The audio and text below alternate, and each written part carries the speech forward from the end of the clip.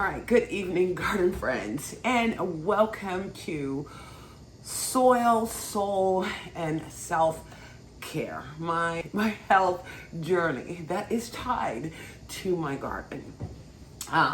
One of the things that, or one of the reasons why I am doing this is because gardening is more than just a hobby. For me, it is actually a healer, and there's just been a realization, the last couple of months that because I don't seem to be able to move as fast as I normally do, something that would take me 2 hours is now taking me 3.5 hours. And I'm just choosing to listen to my body. And, one of the realizations that, if I'm being honest, it is having this extra weight on me. But it isn't, doing this journey isn't just about losing weight. It's about allowing me to truly, enjoy what I enjoy doing out in my garden. It's allowing me to truly live my life to the fullest, enjoying gardening, but then also taking care of myself. So that is part of the reason why I am, taking this health journey, but also to inspire. You think about it, we spend so much time out in the garden making sure everything is just perfect, everything is fed, everything is healthy. Why not make that same investment in ourselves? And that is what I have, committed to. And, I'll share this with you. I go to the doctors for my, annual checkup, and they take my blood pressure, and they're like, oh, are you on some type of, blood pressure medicine? And I kind of side eye, I'm looking, when I look at them, it's like, yeah, I may have this extra weight on me, but inside I am healthy. I don't have diabetes. I don't have high blood pressure.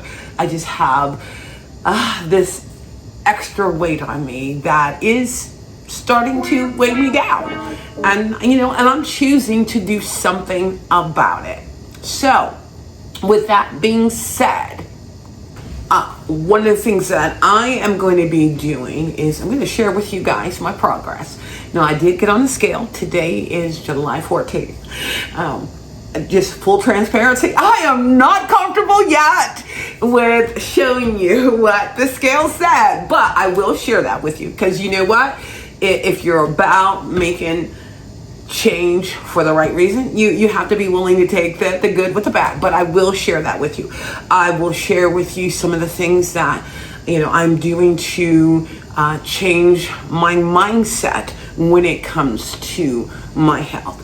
I'm also going to let you know when I fail, but my goal is to definitely stay focused and keep this simple.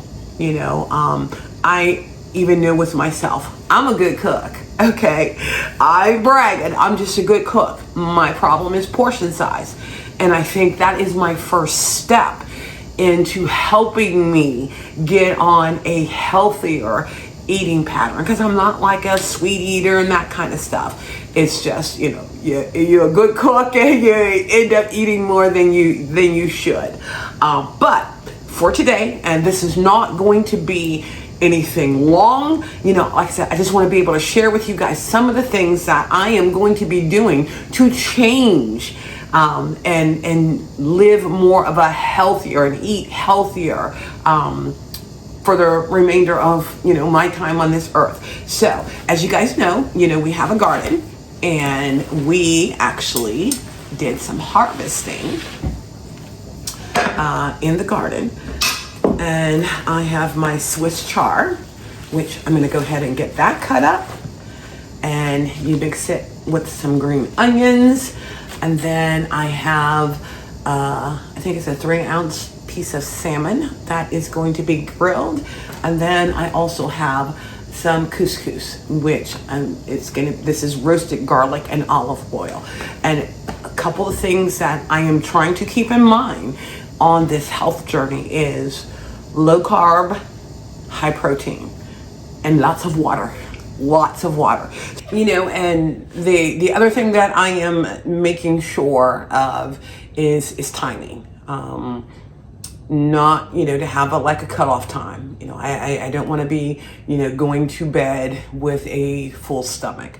So just gonna really set a strict schedule for my last meal as I begin this journey. While it may seem a little extreme, but sometimes, and just a couple things that I've read, you literally have to jumpstart your body, and then it usually takes anywhere from 2 to 3 weeks for your body to adjust to the new way that you are eating more healthy, because usually that first week is water weight. I'm not worried about that aspect of it, but the goal is that I have a set time that I'm going to be eating my last meals, making sure that they are, high in protein, low in carbs, good green vegetables, and then, like I said, making sure I'm drinking a lot of water. So let me go ahead. I'm going to go ahead and get this prepared. Okay, guys, I thought the camera was on while I was chopping this up, but it wasn't. So let's go ahead and get this over on the stove because the couscous has already cooked. All right, so I'm getting the Swiss chard and the green onions sauteed in the olive oil. And boy, it smells so good. Green onions give a nice smell. It's steaming up my phone. They're a little too close. Then I'm going to put a little garlic. Ooh, that's a little more than a little garlic. Oh, you know what? I don't mind. I love garlic.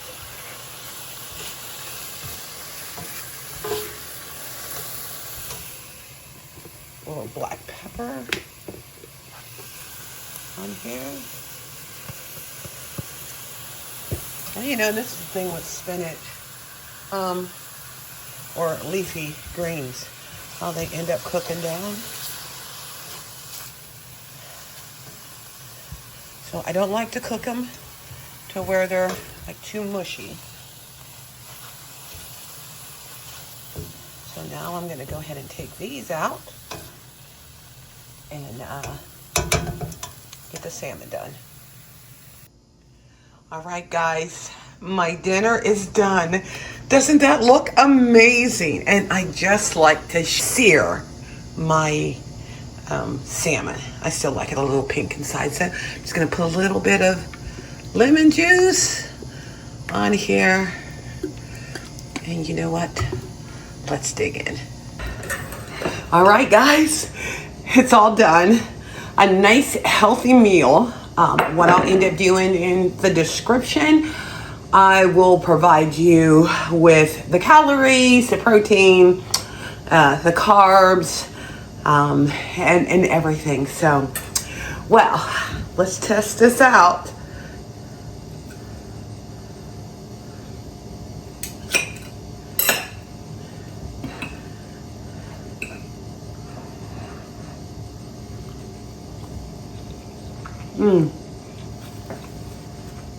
You can't go wrong with salmon. And I think the combination of the Swiss chard and the couscous is really good. All right, guys. Take another bite.